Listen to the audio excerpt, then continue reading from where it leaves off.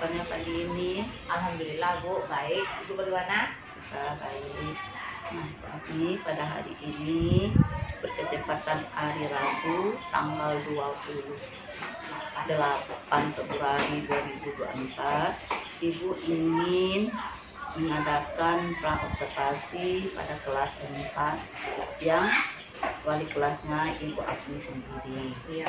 Dan oleh sebab itu kelas-kelas lain sudah Ibu adakan juga kemarin, dan sekarang Ibu tepat ada Ibu Afni pada kelas 4 sekarang ini.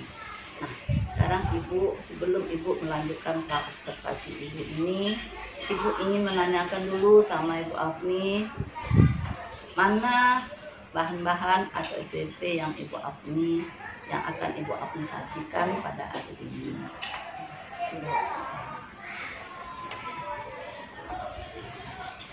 Nah, di dalam RPP ini Ibu lihat apakah KD yang Ibu Afni pergunakan atau yang Ibu Afni sajikan pada hari ini. Ya, untuk kebetulan kelas 4 kan menggunakan kurikulum merdeka ya Bu ya. Ya. Jadi untuk capaian pembelajarannya itu peserta didik dapat mengurutkan, membandingkan, menyajikan, menganalisis, dan menginterpretasi data dalam bentuk tabel, diagram gambar, piktogram, dan diagram batang dalam skala satu satuan. Sementara yang untuk di observasi nanti saya memilih tujuan pembelajaran yang menyajikan data dalam bentuk tabel dan menyajikan data dalam bentuk piktogram dan menyajikan data dalam bentuk diagram batang, Bu. Ya. Nah, dan setelah itu, setelah Ibu Afni menyediakan RPP, setelah Ibu Afni sajikan untuk hari ini, di dalam RPP tersebut apa metode atau metode yang Ibu Afni lakukan di dalam mengadakan atau dalam menyajikan RPP tersebut? Kalau untuk metode sendiri saya menggunakan metode yang seperti biasa Bu, ceramah, tanya jawab, diskusi, demonstrasi, dan penugasan. Sementara untuk model pembelajaran di sini saya merencanakan menggunakan model pembelajaran problem based learning. Ya.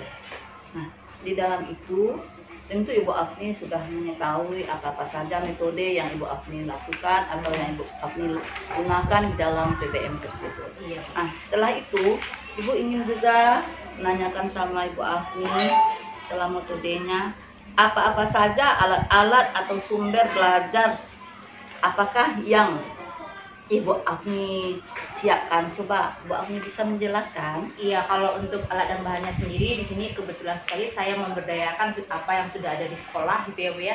Terutama di sekolah telah menyediakan adanya laptop, ada proyektor, jaringan internet, kemudian sudah ada buku siswa dan buku guru. Kemudian saya juga menyediakan LKPD untuk siswa. Dan di sini nanti karena menggunakan problem based learning di mana anak nanti akan berdiskusi, saya menyediakan juga Bu yang namanya kertas koran, di mana kertas koran ini akan dipajangkan, dibagikan kepada anak-anak dalam kelompok nantinya. Begitu Bu. Nah, setelah mendengar cerita dari Ibu Afni tadi, apa saja sumber atau bahan yang Ibu Afni lakukan sudah saya pahami juga, dan mengenai apa-apanya sudah Ibu Afni ceritakan dalam pembelajaran yang Ibu Afni sajikan sebentar ini. Dan kemudian lagi persiapan yang tertulisnya apa saja yang Ibu Afni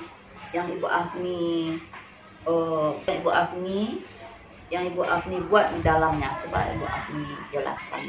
Kalau untuk persiapan tertulisnya sendiri, untuk praobservasi ini saya berusaha membuatkan RPP dan modul ajarnya sesuai dengan tujuan pembelajaran yang diinginkan. Kemudian juga untuk tertulisnya nanti ada bahan ajar untuk gurunya gitu Bu, ada bahan bacaan untuk guru, dan untuk siswa sendiri nanti akan disediakan lembar kerja peserta didik untuk masing-masing kelompok. Serta saya juga menyediakan lembar observasi yang saya gunakan ketika anak bekerja kelompok nanti Bu. Kemudian ada juga lembar soal yang untuk digunakan untuk untuk melihat ketercapaian tujuan pembelajaran untuk hari itu. Nah, di samping itu, walaupun bagaimana caranya, Ibu Afni sudah menyediakan atau mengadakan persiapan-persiapannya. Iya. Nah, di samping itu, materi yang Ibu Afni kasihkan sama anak, apakah materi yang Ibu Afni kasihkan sama anak itu banyakkah anak-anak yang menganggap sulit terhadap materi yang Ibu Afni kasihkan sama anak itu? Bagaimana pendapat Ibu Afni? Kebetulan sekali Bu, kalau saya sendiri dalam memberikan membuat perencanaan pembelajaran, saya usahakan itu pembelajaran itu saya buat semenarik mungkin. Nanti juga saya akan menyelipkan gimana tuh kodrat anak itu sendiri. Untuk siswa SD itu ya Bu ya, kodratnya itu kan merdeka dan bermain. Nanti saya juga akan sajikan yang namanya permainan, dimana mereka akan senang dalam pembelajaran tersebut. Kemudian sebelum pembelajaran nanti saya juga akan menerapkan pembelajaran KSE, dimana saya akan memberi mengembalikan mereka dahulu ke dalam kondisi terbaiknya, sehingga nanti saat pembelajaran mereka akan merasa pembelajaran itu tidak akan sesulit yang mereka bayangkan gitu Bu.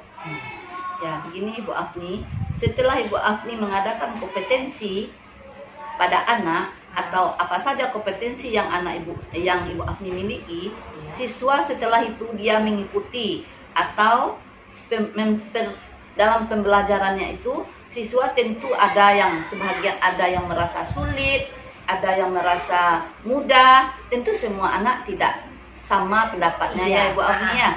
Nah, di dalam itu bagaimana kalau kita seorang guru itu Ibu Afni menghadapi anak yang dalam keadaan kesulitan, dalam anak yang bisa dia mendapatkan dengan baik. Nah, tentu kita menghadapi anak yang sedang kesulitan. Bagaimana caranya Ibu Afni menghadapi anak yang dalam kesulitan tersebut? Dalam RPP yang saya buat Bu, saya juga mengedepankan saya juga melakukan metode pembelajarannya Bu, yang namanya diferensiasi Bu. Jadi diferensiasi yang saya ambil di sini diferensiasi konten dan diferensiasi proses. Dari diferensiasi proses ini saya akan membuat perencanaan sesuai dengan kebutuhan anak.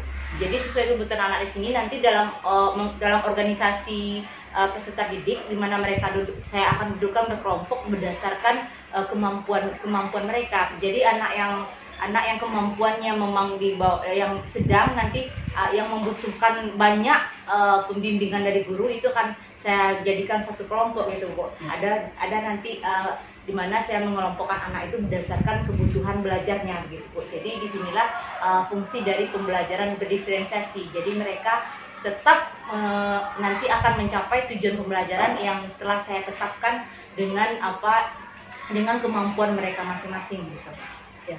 Nah, setelah saya dengar kata Ibu Afni tadi, pendapat dari Ibu Afni, bagaimana cara kita menghadapi anak yang telah mengerti, anak yang belum mengerti, atau anak yang dalam kesulitan, atau yang masih masih bingung lah gitu Ibu Afni ya. Nah, setelah saya dengar kata Ibu Afni tadi, bagaimana pendapat Ibu Afni tentang atau kita memberi pembelajaran khusus bagi anak yang mendapat kesulitan tadi, atau bagaimana Ibu Afni?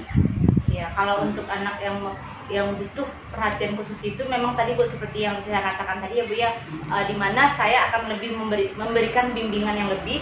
Kita tahu ya Bu ya, guru itu kan sebagai fasilitator gitu Bu. Saya akan lebih membimbing mereka ketika membutuhkan, lebih memberikan waktu yang lebih banyak karena faktor dari kemampuannya tadi juga gitu Bu. Jadi itulah fungsi dari pembelajaran berdiferensiasi itu sendiri gitu. Berarti berarti ya tergantung pada anak masing-masing ya, sesuai dengan kebutuhannya masing-masing juga. Dan juga kita juga bagaimana kalau anak memang kurang dari temannya yang lain, tentu kita lebih mendekati anak yang lebih kurang tadi daripada anak yang telah anak yang berlebih dari temannya tadi. Nah Ibu Afni, sampai di sini dulu ya Ibu Afni, dan nanti lain kalinya kita adakan observasinya ya Ibu Afni ya. Nah sekarang sampai dulu di sini dulu ya Ibu Afni ya. Terima kasih.